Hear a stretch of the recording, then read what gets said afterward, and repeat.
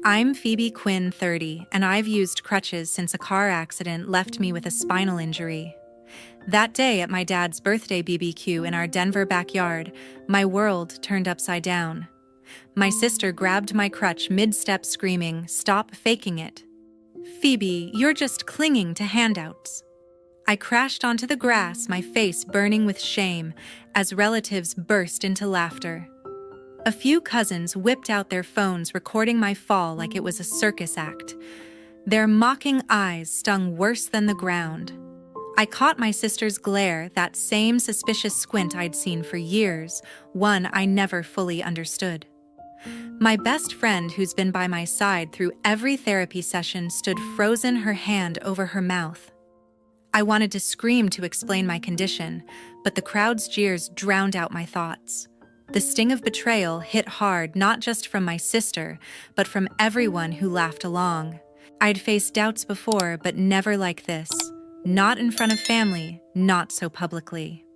What hurt most was knowing someone was watching someone who knew the truth. And soon 6 words would flip this nightmare on its head, leaving everyone speechless. Have you ever been betrayed by family? Felt their judgment cut deeper than words? Drop a comment and share your story. I'd love to hear how you faced those moments. Stick around, because what happened next changed everything. The backyard buzzed with laughter and smoky grills. Kids darted between picnic tables, their squeals mixing with the sizzle of burgers. My sister stood in the center of the lawn, her voice slicing through the chatter like a knife. "Phoebe's faking her disability to mooch off mom and dad's money," she declared, pointing at me.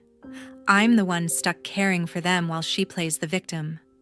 Her words hit like a slap, and heads turned, relatives murmuring. My aunt phone raised, recorded every second, her smirk barely hidden. My cousin Joanna, always quick to follow my sister's lead, let out a sharp laugh, egging her on. Another cousin, Andrew, chimed in. "I saw her walking at the clinic. No crutches, just holding the wall." My stomach twisted. Andrew had glimpsed me during a therapy session, struggling to balance for a few seconds, not walking. I opened my mouth to explain, my voice shaky. "That was physical therapy after my car accident 2 years ago. I can't walk without help." But my aunt cut me off, her tone dripping with scorn. "Don't lie to us, Phoebe." The crowd's eyes bored into me, some nodding, others whispering. I felt like a specimen under a microscope, every move judged. Mom stood near the drink table, her gaze fixed on the ground, as if avoiding me would keep the family's reputation intact. Dad, flipping burgers at the grill, didn't even look up, too busy pouring beer for a neighbor. Their silence stung more than the accusations. My best friend, standing beside me, squeezed my hand, her phone subtly angled to capture the scene. I tried to steady my breathing, but the weight of their distrust pressed down, isolating me in a sea of familiar faces. My sister paced, her voice louder now, recounting how my medical bills drained our parents' savings. "She's been milking this for years," she spat, gesturing wildly. Joanna clapped, as if it were a performance, while my aunt's camera stayed trained on me. I wanted to scream to make them see the truth, but my words felt trapped. Andrew doubled down, insisting she looked fine at the clinic, I swear. His certainty fueled the crowd's murmurs, and I caught a few relatives shaking their heads, their skepticism growing. I leaned on my remaining crutch, my knuckles white. "The accident crushed my spine," I said louder this time. "Therapy's the only reason I can stand at all." But my plea fell flat, drowned by Joanna's snicker and my aunt's muttered, "Sure, that's what she says." Mom's shoulders slumped further, her silence a wall between us. Dad laughed at something a guest said, oblivious to the storm brewing. My friend's grip tightened, her quiet strength the only thing keeping me grounded. The accusations kept coming, each one sharper than the last. My sister claimed I'd been scheming since the accident, that I'd chosen crutches to guilt our parents. Her words painted me as a con artist, not a daughter fighting to regain her life. Joanna's laughter rang out again, and Andrew nodded, repeating his story about the clinic. My aunt's phone never wavered, capturing my every flinch. I felt the crowd closing in their judgment, suffocating. I scanned the faces around me, searching for one ally, one person who believed me. Mom avoided my eyes, her need to keep the peace outweighing her role as my protector. Dad tossed another burger on the grill, his back to me. My friend whispered, "We'll fix this," her voice steady despite the chaos. I clung to her words, but the isolation was overwhelming, like being stranded in a room full of strangers. My sister's voice rose to a crescendo, demanding I admit to faking it. Her accusations echoed across the yard, drawing more eyes. I opened my mouth, ready to fight back, when a shadow moved at the edge of the crowd. Someone had been listening, someone who knew the truth. A calm presence stepped forward, ready to change everything. A voice cut through the crowd, calm but firm. Dr. Stephen Brooks. My dad's longtime friend and my physical therapist stepped forward, his presence commanding silence. He placed a hand on my sister's shoulder, his eyes steady. "She's not faking. I can prove it." He said, his 6 words slicing through the tension. The backyard moments ago, a cacophony of accusations, fell eerily quiet. Relatives froze their faces, a mix of shock and uncertainty. My aunt lowered her phone, her smirk gone. My cousin Joanna pressed a hand to her mouth, her earlier laughter silenced. Dr. Brooks pulled out his phone, his movements deliberate. "I record my patients' sessions to track progress," he explained, his voice even. "This is from Tuesday." He tapped the screen and a video played, showing me in his clinic struggling to shuffle with my crutches. My legs trembled, sweat beaded on my forehead, and each step was a battle. The crowd leaned in, eyes glued to the footage. The truth was undeniable, I wasn't pretending. Dr. Brooks glanced at the group. "If anyone doubts this, I'll provide her medical records." My sister's face paled, her bravado crumbling. "I was just trying to protect our family." She stammered, her voice barely audible. Her excuse rang hollow and no one responded. My aunt shifted uncomfortably, tucking her phone away. Joanna's eyes darted to the ground, her cheeks flushed. Andrew, who'd sworn he saw me walking, stood rigid, his certainty shattered. The crowd's shock was palpable, their earlier judgment replaced by a heavy, unspoken guilt. I stared at the video, a wave of relief washing over me.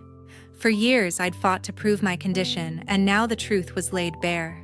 But the relief was tinged with anger at my sister for leading this crusade, at my family for believing her so easily.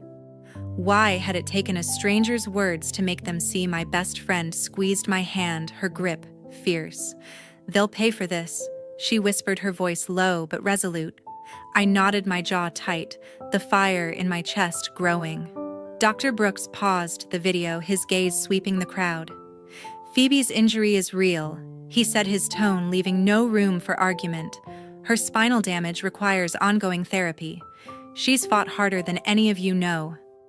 His words landed like a verdict, and the silence deepened. My aunt avoided my eyes, her earlier scorn replaced by unease. Joanna's hand dropped from her mouth, her expression unreadable. My sister tried to speak again, her words stumbling. "I didn't mean to hurt anyone," she said, but her voice lacked conviction. I looked at Mom, hoping for some sign of support, but she stood frozen, her face a mask of shame. She'd stayed silent to keep the peace, and now that silence felt like a betrayal. Dad, still by the grill, glanced over, his brow furrowed, but he said nothing. Their inaction burned a reminder that I'd been alone in this fight. My best friend's whisper echoed in my mind, fueling my resolve. This wasn't just about proving them wrong, it was about justice. Dr. Brooks turned to me, his eyes kind but firm. "You don't have to stay here," he said softly. I nodded, gripping my crutch, the weight of the moment settling in. The crowd parted slightly, their faces a blur of regret and discomfort. My sister reached out her hand, trembling. "Phoebe, please," she started, but I shook my head, my voice steady. "You've said enough." Her hand fell and she stepped back, her eyes glistening. The video had changed everything, exposing not just my sister's cruelty, but the family's willingness to doubt me. I felt lighter, unburdened by their skepticism, but the anger lingered, sharp and unyielding. My best friend stayed close, her presence a quiet strength. I knew she'd captured every moment on her phone, evidence we'd need later. The crowd's silence followed me, their shock a stark contrast to their earlier jeers. Dr. Brooks gestured toward the gate, his voice low. "Let's get you out of here." I took a step, my crutch steady despite the uneven grass. My family's faces faded into the background, their judgment no longer my burden. I was ready to leave this behind. Dr. Brooks guided me toward his car, Naomi close behind. The gravel crunched under my crutches as Dr. Brooks led me away from the backyard, his steady hand hovering near my elbow.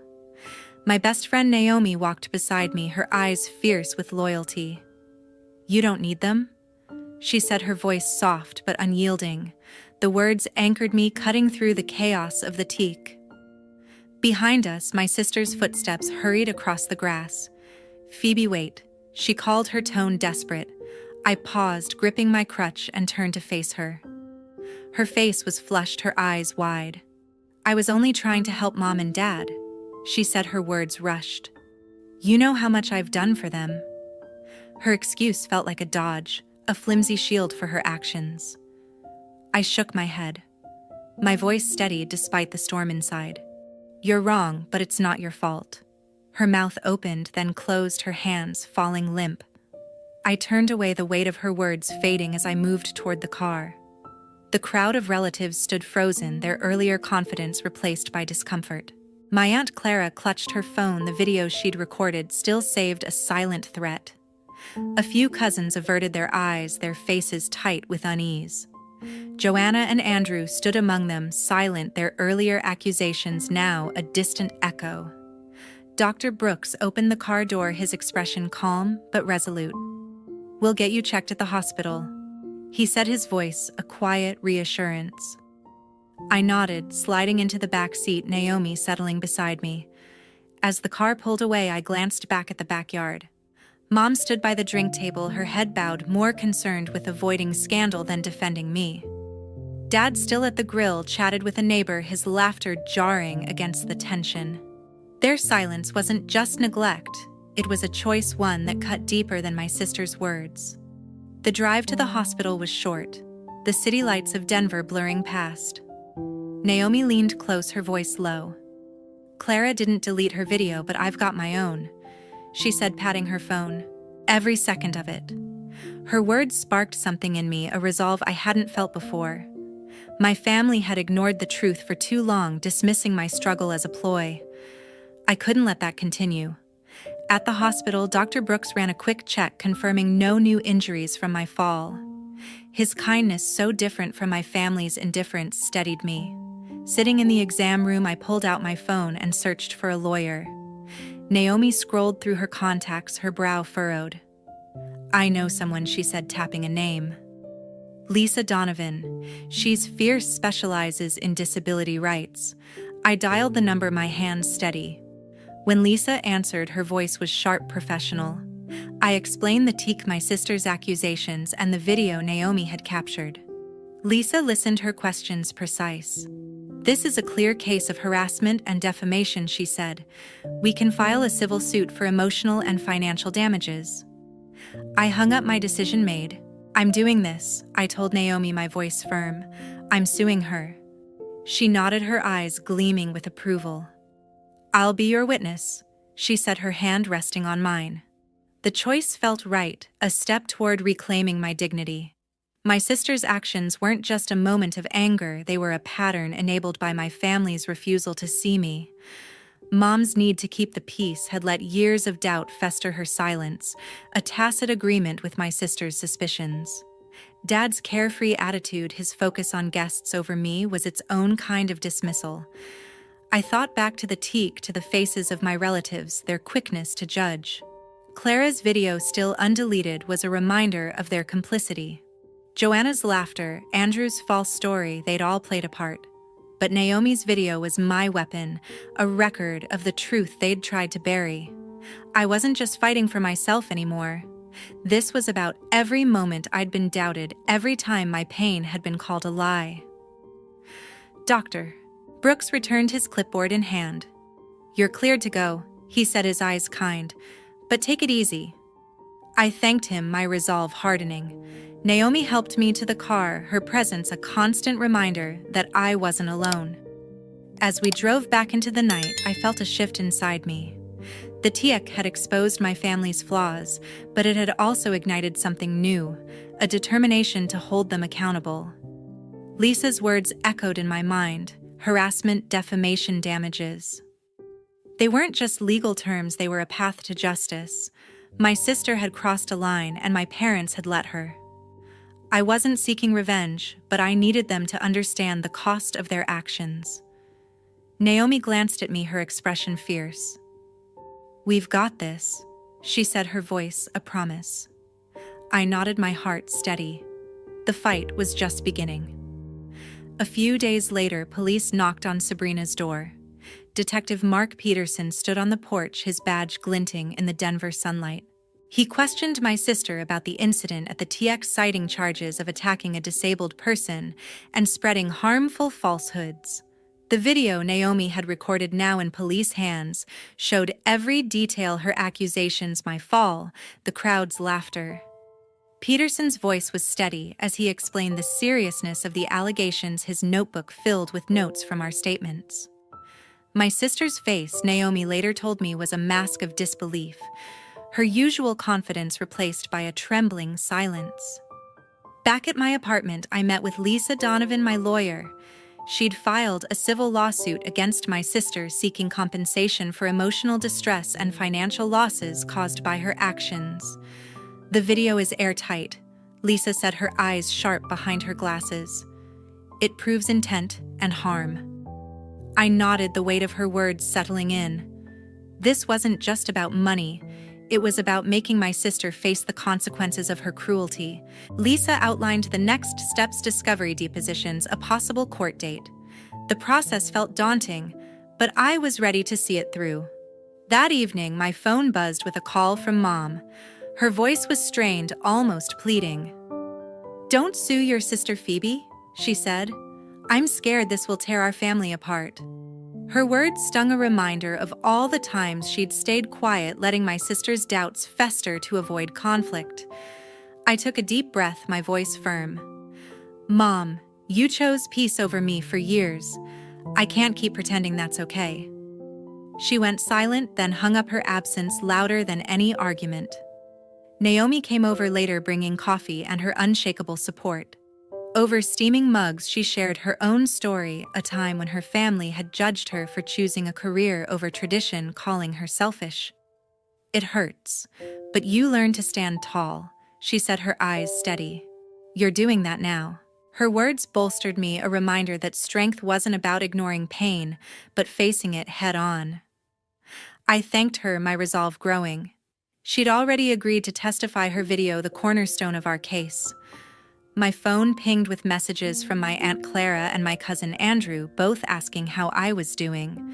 Their texts were polite, cautious, but lacked any real accountability. I left them unread, unwilling to engage with half-hearted gestures. Instead, I threw myself into physical therapy, pushing through exercises with a focus I hadn't felt before. Each step, each stretch was a reclaiming of my body, a defiance of the doubts that had haunted me. Dr. Brooks noticed, his quiet nod a small victory. In the quiet of my evenings, I started a blog. At first, it was just a way to process the tiệc, to put words to the sting of being misunderstood by my own family. I wrote about the moment I fell, not with shame, but with clarity, how it exposed the fragility of trust. I described the weight of Mom's silence, Dad's indifference, the crowd's quickness to judge. The words poured out raw and unfiltered, each post a step toward healing.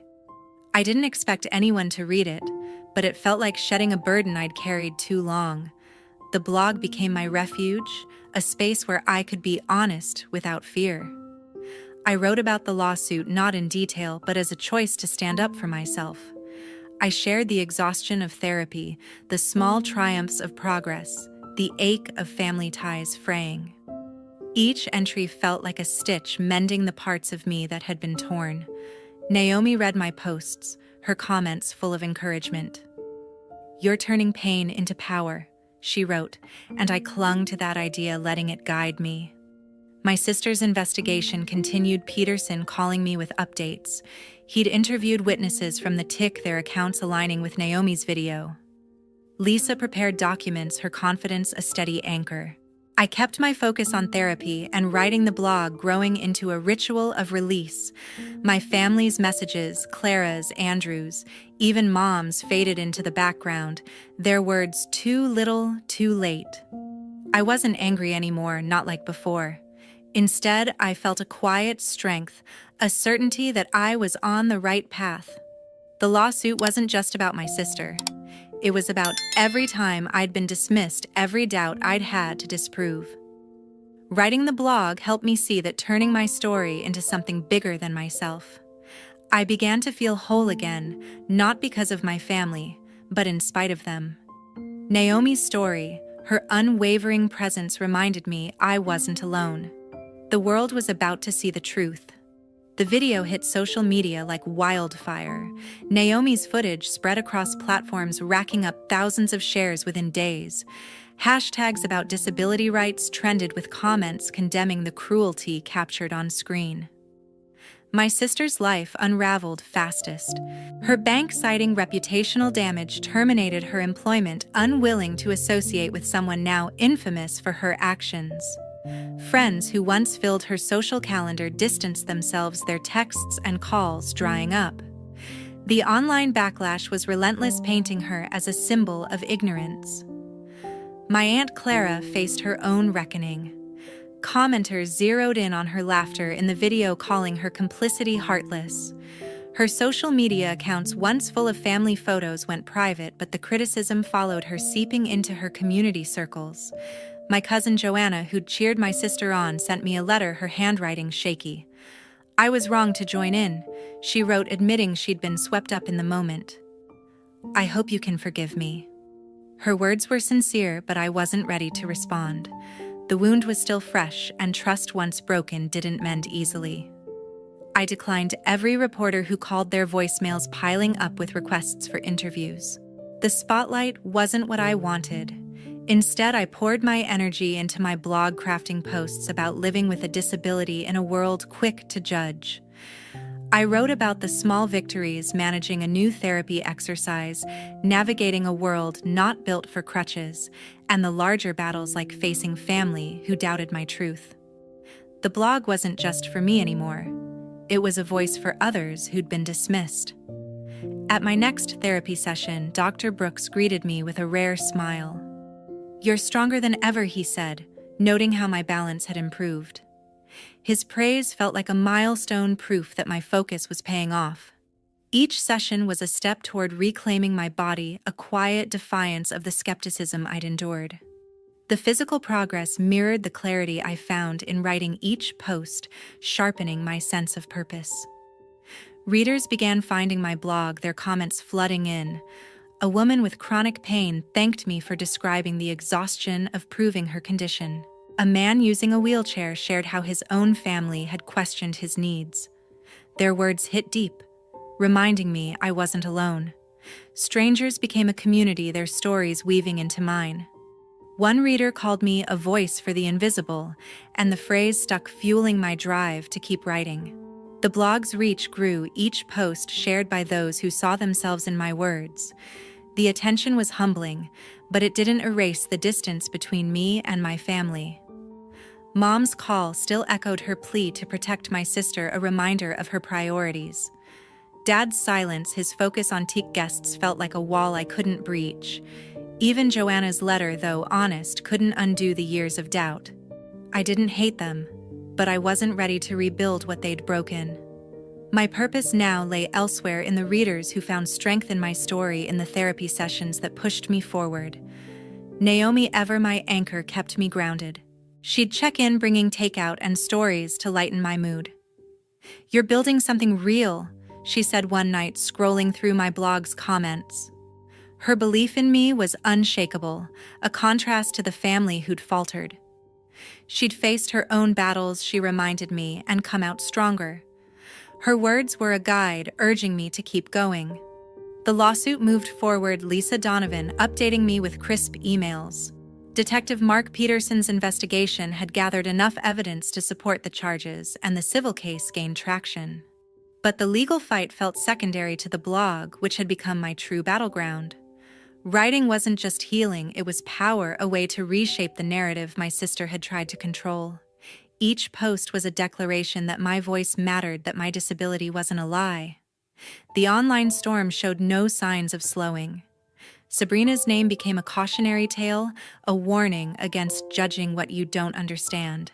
Clara's reputation took a hit, her laughter a mark she couldn't erase. Joanna's letter sat unanswered on my desk, a decision I'd face later.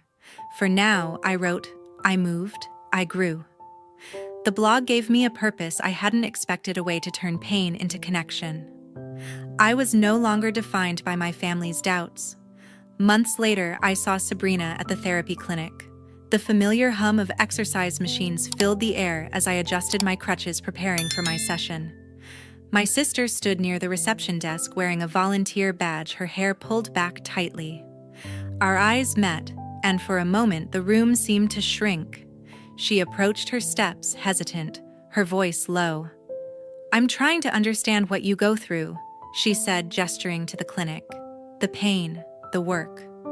Her words hung between us, earnest but heavy, as if she expected them to bridge the gap she'd created. I steadied myself, my grip firm on my crutch. "That's good," I said, my tone even, "but it's not about you." Without waiting for her response, I turned toward the therapy room, my focus already shifting to the exercises ahead. I didn't look back, the weight of her presence fading with each step. Naomi, who'd come with me, caught up, her eyes bright with approval. "You handled that perfectly," she said, her voice warm. Her support was a quiet strength, a reminder that I didn't need my sister's validation to move forward.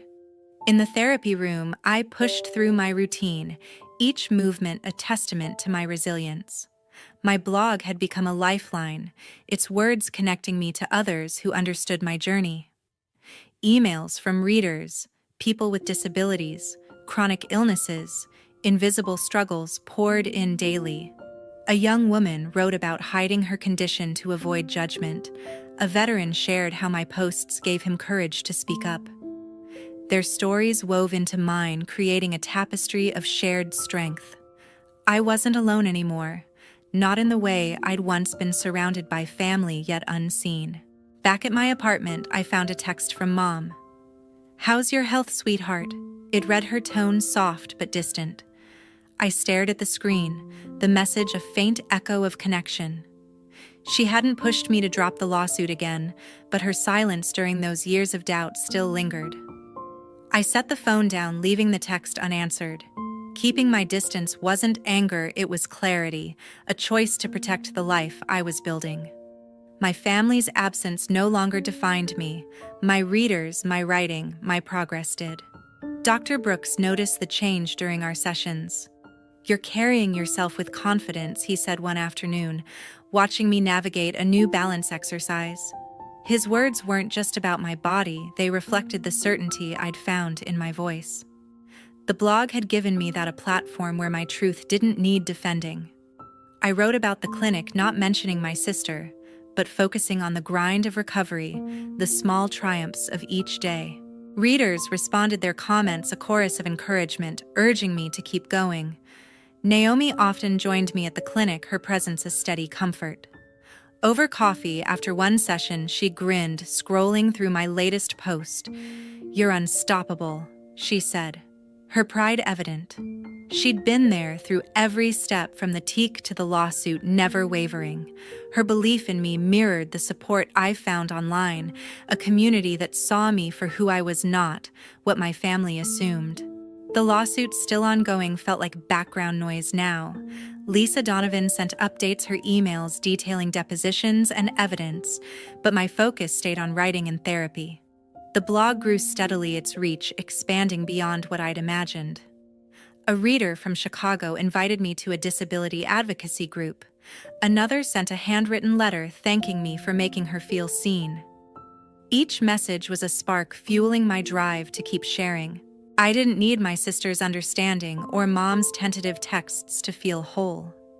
My confidence came from within, built on the words I wrote and the people who read them. The clinic, once a place of struggle, became a symbol of my strength, each session proof that I was moving forward. Sabrina's volunteering didn't change that. Her attempt to connect felt like too little, too late, a gesture that couldn't erase the past. I didn't wish her ill, but I didn't owe her my time. Mom's message sat unanswered, a reminder that some bridges stayed broken not out of spite, but necessity. My life was full therapy writing readers, Naomi. I was enough not because of my family, but because of the path I'd carved. The world had opened up, and I was ready for what came next. A year later, my blog won a community award. The Denver Disability Alliance honored my writing for raising awareness, their citation praising its raw honesty and impact. I stood in a small auditorium clutching a glass plaque, the weight of it grounding me. The applause from advocates and allies felt like a warm embrace, a stark contrast to the silence I'd once faced from family. My journey, once marked by doubt and dismissal, had led me here to a moment of recognition that wasn't just mine, but shared with every reader who'd found strength in my words. Back at my apartment, my phone rang. Mom's voice came through, tentative but earnest. "I want to make things right." "Not make excuses," she said, her words careful. "Come to a family tiệc, please. We miss you." I paused, the invitation stirring memories of judgment-filled gatherings. Joanna had apologized, her letter joined by a few cousins who'd reached out, their regret clear. But the rest, my sister, my Aunt Clara, most of the family remained silent, their absence louder than any gesture. "I need peace, not tiệc filled with judgment," I replied, my voice steady. Mom didn't argue, her sigh heavy before she hung up. I turned back to my laptop, the blog open on the screen. Writing had become my refuge, a space to advocate for disability rights and share the truths others overlooked. I posted about the award not to boast, but to celebrate the community that had lifted me, readers, advocates, strangers who'd become allies. Their comments flooded, in each one a reminder that my voice mattered. A teenager with cerebral palsy wrote that my posts helped her face her classmates' stares. An older man shared how my words pushed him to demand better accessibility. Their stories fueled my resolve, a fire that burned brighter than any family tiệc could. The freedom of living authentically was new, exhilarating. I no longer carried the burden of proving myself to those who doubted me. My sister's accusations, once a sharp wound, had faded into a distant ache. Her attempt to understand at the clinic hadn't changed my path. It had only clarified it. Mom's call. Joanna's letter. They were steps, but not enough to pull me back into a world that had dismissed me for so long. I was stronger for it, not because I'd forgiven, but because I'd chosen myself. Physical therapy remained a cornerstone, each session a quiet victory. Dr. Brooks, ever steady, remarked on my progress, noting how my movements carried a new ease. The blog and therapy were intertwined, both spaces where I rebuilt myself piece by piece. Writing gave me clarity. Therapy gave me strength.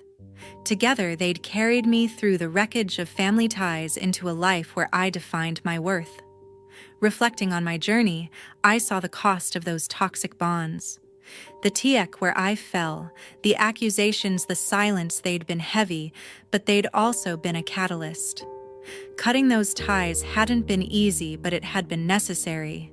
I'd once thought family was everything, that their approval was my anchor. Now I knew better. My strength came from within, from the community I'd found, from the truth I'd claimed. I was free not because I'd won their acceptance, but because I no longer needed it. The award sat on my shelf, a symbol of what I'd built. But the real victory was the life I lived now, one of purpose, advocacy, and unapologetic truth. I kept writing, each post a step forward, each reader a connection that made the world feel less lonely. Naomi, my constant, celebrated with me, her laughter a reminder of the bonds that mattered. The lawsuit had faded, its outcome less important than the voice I'd found. Looking back, I realized the lesson wasn't just mine, it was for anyone who'd been doubted, dismissed, or forced to prove their worth. "Your truth is enough," I wrote in my final post of the year. You don't need to carry the weight of others' skepticism. Find your voice, build your community, and let go of what holds you back. Strength isn't in staying, it's in choosing yourself. That was the heart of my story, not a tale of revenge, but of resilience, of finding freedom in letting go. I closed my laptop, the screen dark, my heart light. The world was mine to shape, and I was ready.